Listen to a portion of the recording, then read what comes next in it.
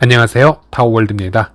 파이 마이그레이션 소식 먼저 알려드리면서 영상 시작하도록 하겠습니다. 이번 9월에 들어서 마이그레이션이 현재 끊이지 않고 지속적으로 진행이 되고 있는 것을 볼 수 있었는데요. 현재까지 약 335만 개 정도의 파이 지갑이 성공적으로 마이그레이션을 받았습니다. 어제까지 수치를 보면요, 하루에 약 2만 개 정도의 파이 지갑이 꾸준하게 마이그레이션이 되고 있는 것을 볼 수 있었고, 1인당 평균 마이그레이션 양도 약 500개 이상 정도, 한 507개 정도로 지금 꾸준히 유입되는 것을 확인할 수 있었습니다. 그리고 파이도 앱의 온체인 데이터에서 짚고 넘어갈 부분도 하나 제가 말씀드리자면요, 파이 지갑에 생성되는 이 트랜잭션 양, 즉 거래량을 체크하는 차트가 있습니다. 이 차트는 지갑의 밸런스를 얘기하는 것은 아니고요, 이 해당 지갑으로 지난 한 달 동안 몇 번의 트랜잭션이 만들어졌는지, 즉 거래가 만들어졌는지에 대한 양을 체크하는 차트인데요. 당연히 역대적으로 파이체인몰 메인넷 지갑이 항상 부동의 1위였습니다. 그만큼 파이 생태계에서는 이 어떤 거래를 하고 파이코인을 전송함에 있어서는 이 파이체인몰에서 구매를 하는 경우가 압도적으로 많았기 때문에 이곳으로 전송되는 거래의 수가 전체 지갑 중 탑이었다라는 뜻인데요. 물론 잠시 이 파이어사이드 앱이 출시가 되면서 파이어사이드 메인넷 지갑이 파이체인몰을 잠시 압도한 적이 있었습니다. 하지만 이제 파이어사이드 시스템이 바뀌었죠. 그 안에서 공감을 얻은 토큰으로 다시 컨텐츠를 올릴 수 있는 기능들이 지원이 되면서 현재는 파이코인을 무조건적으로 소모를 해야 되는 그런 시스템이 없어졌기 때문에 파이어사이드 앱이 거래량이 확 줄어든 것을 볼 수 있고요. 자, 그런데 현재 지금 영상에서 지금 보여드리는 것은요, 파이체인몰이나 파이어사이드에 전송되는 이 거래 트랜잭션 수보다 더 많은 횟수로 전송이 되고 있는 개인 지갑이 이 온체인 데이터에 잡혔다라는 겁니다.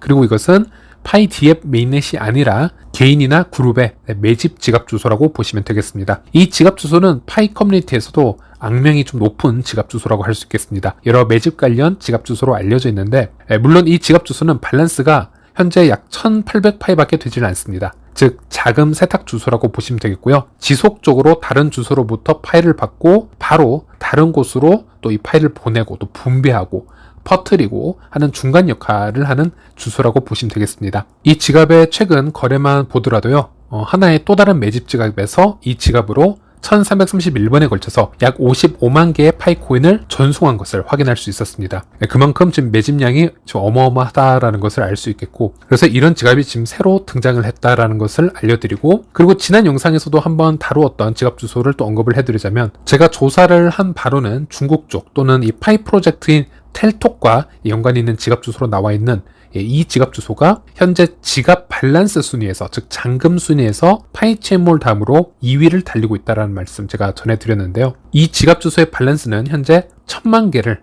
돌파하였습니다. 이 비중은 전체 언락된 유통량의 약 1.5%에 해당되는 비율이라고 보시면 되겠습니다. 즉 이렇게 지갑 주소 2개만 보더라도 앞으로 마이그레이션은 계속적으로 일어날 것이고, 이 마이그레이션 되고 있는 이 물량 중에 일부가 또 지속적으로 이 고래 지갑으로, 고래 물량으로 흡수가 되어갈 것으로 보여집니다. 그래서 한동안은 이 고래 물량의 비중 또한 거대해지지 않을까, 그렇게 예상을 해볼 수 있겠고요. 이제는 온체인 데이터를 볼 때 파이체인몰 지갑이나 타 메인넷 지갑 주소뿐만이 아니라 이런 개인이나 그룹의 특정 고래 주소들도 앞으로 잘 관찰을 해야 하는 시기가 왔습니다. 네, 그리고 한 가지 우리가 생각을 해봐야 되는 부분이 있는데요. 작년 마이그레이션이 시작된 7월경에는 기본적으로 락업 비율이 전체 마이그레이션 된 코인의 비중의 약 80% 정도를 차지했습니다. 그런데 현재는 67%로 이 락업 비율이 많이 떨어져 있습니다. 그 이유를 한번 분석을 해보면요, 유저들이 파이코인을 빨리 쓰고 싶어서 락업을 장기간 걸어놓는 게 싫어서 지금 다 언락을 했기 때문에 이렇게 비율이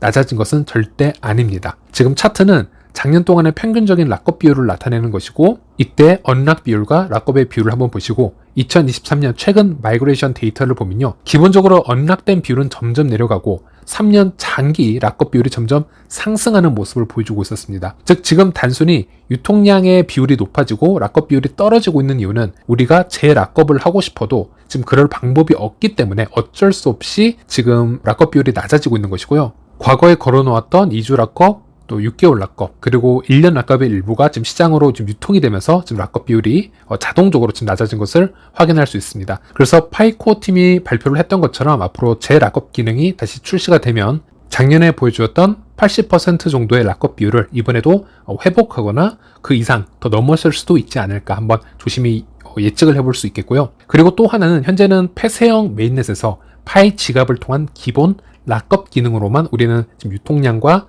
이 락업 비율을 얘기를 하고 있습니다. 하지만 실제 오픈 메인넷이 열리게 되면 또 파이는 또 디파이 시장과 만나게 되면서 우리들에게 수많은 스테이킹 서비스를 제공할 수 있게 될 겁니다. 당연히 덱스풀에 파이를 타코인과 쌍으로 스테이킹을 해놓고 이자만 받는 경우도 있을 것이고요. 또 중앙화 거래소에서도 초반에 이 파이코인의 물량을 빠르게 흡수하기 위해서 높은 이자를 내세워서 스테이킹 서비스를 제공할 수도 있습니다. 즉 이런 부분까지 다 고려를 했을 때는 우리가 예상을 했던 비율보다도 훨씬 더 높은 비율로 오픈 메인넷에서 락업이나 스테이킹이 걸려서 이 생태계를 시작할 수도 있다라는 말씀을 드리고 싶었고, 그러면 그럴수록 앞으로는 이런 고래의 움직임 또는 코어 팀의 지갑 움직임에 대해서 좀 더 예민하게 좀 관심을 기울일 필요가 있겠습니다. 네, 그리고 다음 소식으로는 스텔라의 소로반 스마트 컨트랙트 업데이트 소식 잠시 공유해 드리도록 하겠습니다. 자, 이 부분은 스텔라 공식 홈페이지와 X를 통해서도 발표가 되었지만 스텔라 공식 디스코드방에서 CTO인 저스틴 라이스의 발표를 제가 공유를 해드리자면요. 스텔라 코어 버전 20이 이제 사용이 가능해졌습니다. 이 릴리스 후보 버전은 스텔라에서 스마트 계약 기능을 활성화할 프로토콜 20을 지원합니다. 소로반에 대한 카운트다운이 곧 시작될 겁니다. 저희는 스텔라 테스트넷을 2023년 9월 20일 수요일에 프로토콜 20으로 업데이트할 계획이며 메인넷 업그레이드 투표로 이끄는 시간표에 대한 자세한 내용을 곧 공유할 예정입니다. 이번 프로토콜 업그레이드는 과거의 어떤 것보다 더 사이즈가 크기 때문에 일반적인 것보다는 조금 더 느리게 진행이 될 것입니다. 네, 스텔라에 이런 발표가 있었고, 그래서 당연히 파이 네트워크 개발자 및 인플루언서들도 이 소식을 매우 긍정적으로 좀 반기는 것을 확인할 수 있었습니다. 예를 들어 스텔라 공식 X 계정에 발표된 이 소로반 소식과 프로토콜 20 업데이트 소식의 댓글들을 보면요, 이 인플루언서 같은 경우는 파이 생태계에서 꽤 유명한 인도 파이오니어 인플루언서이죠. 이는 파이 네트워크 사용자에게도 매우 중요합니다. 사람들이 알고 있다면 파이 네트워크도 소로반 스마트 계약을 사용할 수 있습니다 라는 댓글을 남긴 것을 볼 수 있었고요. 또 IBM 개발자 출신인 IQ 같은 경우에는 스마트 계약을 통해 스텔라의 프로토콜 20 업그레이드가 제공이 됩니다. 파이코어 팀은 언제 파이넷을 업그레이드 합니까? 라면서 파이 생태계에서 중요한 앱이나 웹의 업데이트를 촉구하는 트윗을 볼 수 있었고요. 또 파이챔몰 CEO 에드윈 같은 경우는 제 글에 댓글을 달았는데요. 제가 X에 올린 이 스텔라 소로반과 프로토콜 업데이트 소식에 이런 댓글을 달았습니다. 파이코어 팀이 새로운 버전에 통합되어 파이 네트워크에 더 많은 가능성을 활성화할 수 있는지 이것을 지켜보는 것은 매우 흥미로울 것입니다 라는 댓글을 남기기도 했고요. 그리고 또 어떤 유저가 스텔라와 스텔라의 소로반과 파이 네트워크는 큰 관계가 없는 것이 아니냐라는 질문에 에드윈이 다시 답변을 남긴 것을 볼 수 있었습니다. 그건 사실이 아닙니다.